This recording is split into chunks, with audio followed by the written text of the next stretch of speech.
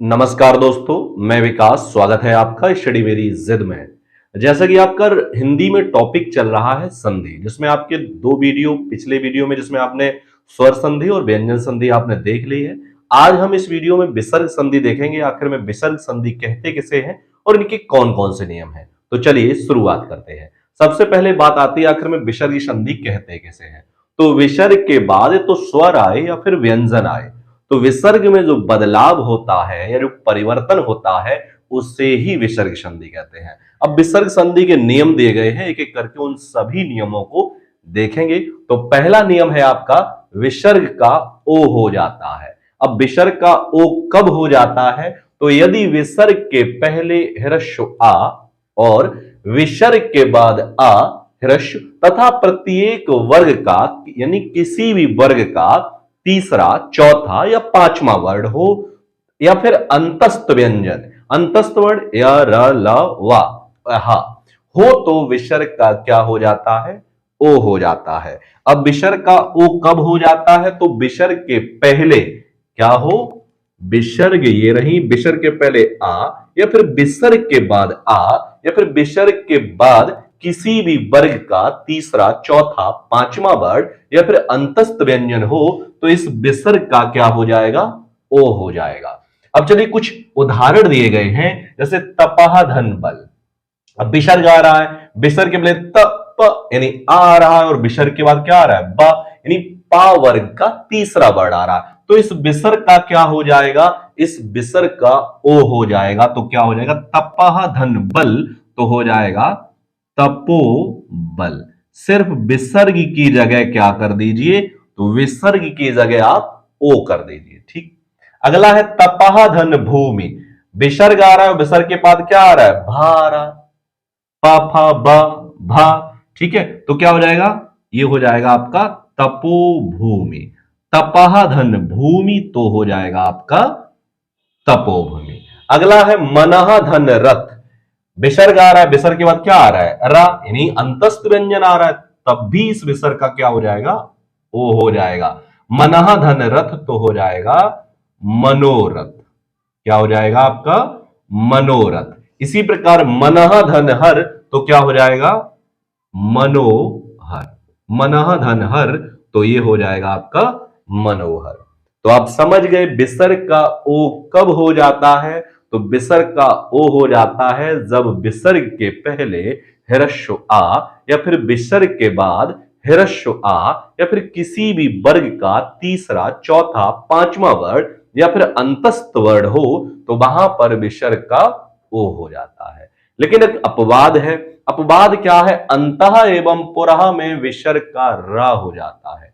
जब भी क्या है? अंतः एवं पुरः, जैसे पुनः धन, सॉरी पुनः आए, पुनः धन जन्म।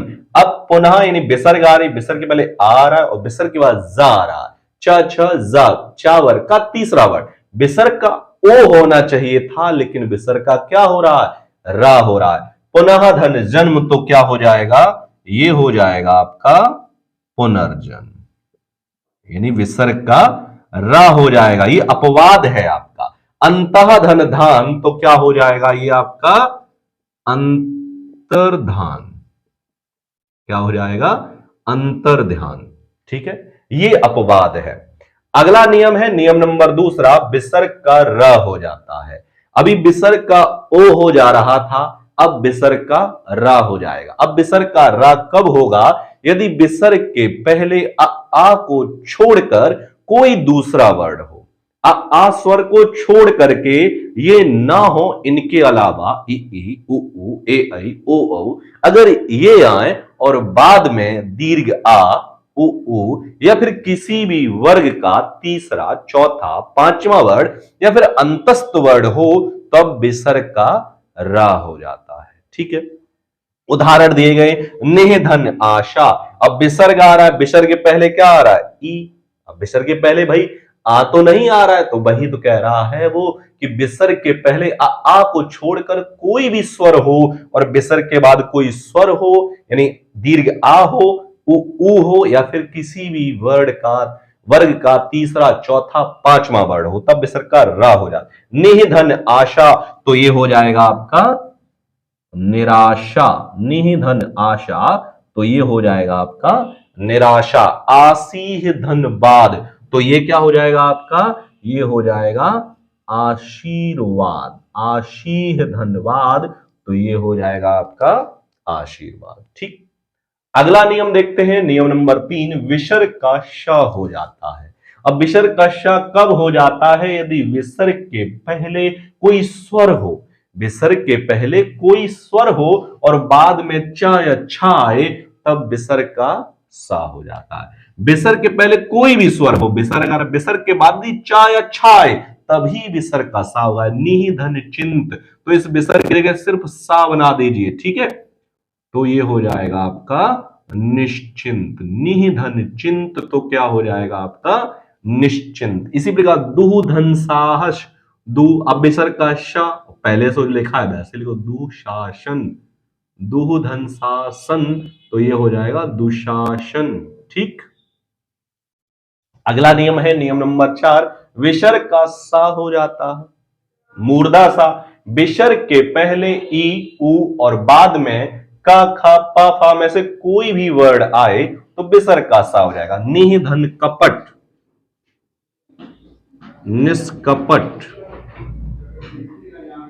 निह धन कपट, तो निष्कपट। इसी प्रकार निह धन ठुर, निष्ठुर, निह धन ठुर, तो निष्ठुर। विसर्ग आ रहा है, विसर्ग के बाद क्या है, का खा हो, टा ठा हो, पा फा हो, तो विसर्ग का सा हो जाएगा। इसी प्रकार निह धन प्राण, पा रहा है पा फा, तो निष्प्राण। निह धन प्राण, तो ये हो जाएगा आपका निष्प्राण। अगला नियम है कि विसर्ग का सा हो जाता है। अब सड़क वाला सा कब हो जाता है, विसर्ग के बाद यदि ता या था आए तब विसर्ग का सा। नमः धन ते, तो ये हो जाएगा आपका नमस्ते। नमः धन ते, तो नमस्ते। विसर्ग के बाद ता आ रहा है तो बस विसर्ग की जगह सा बना दीजिए बस। इसी प्रकार मनः धन ताप, तो मनस ताप। मनः धन ताप, तो ये हो जाएगा आपका मनस्ताप। इसी प्रकार निह धन तेज, निस्तेज। निह धन तेज, तो ये हो जाएगा आपका निस्तेज। ठीक है, लास्ट नियम है आपका विसर्ग में परिवर्तन न होना। अब विसर्ग में कब बदलाव नहीं होता है, विसर्ग के पहले आ हो तथा बाद में का या पा हो, तब विसर्ग में कोई बदलाव नहीं होता है। जब विसर्ग के पहले आ हो और विसर्ग के बाद तो का या फिर पा आए तो विसर्ग में कोई भी बदलाव नहीं होगा। जैसे प्रातः धन काल, विसर्ग आ रहा है, विसर्ग के बाद क्या आ रहा है, का, तो जैसा लिखा है आप भी वैसा ही लिख दीजिए, सिर्फ प्लस का चिन्ह हट जाएगा, बाद बाकी वैसा ही लिख दो। प्रातः काल, अंतःकरण, तो अंतःकरण जैसा लिखा है वैसा ही लिख दो। ठीक, तो ये थे आपके विसर्ग संधियों के नियम। नियम पहला था विसर्ग का ओ हो जाता है, दूसरा था विसर्ग का रा हो जाता है, तीसरा था विसर्ग का श हो जाता है और चौथा था विसर्ग का स हो जाता है और पांचवा था विसर्ग का सा हो जाता है और छठा था विसर्ग में कोई बदलाव नहीं होता है। तो ये थे आपकी संधियां, व्यंजन संधि, विसर्ग संधि और स्वर संधि, जो मैंने आपको 2-3 वीडियो के माध्यम से आपको संधि टॉपिक कवर करा दिया है। मिलते हैं हम आपको अगले वीडियो में नए टॉपिक के साथ, तब तक के लिए धन्यवाद।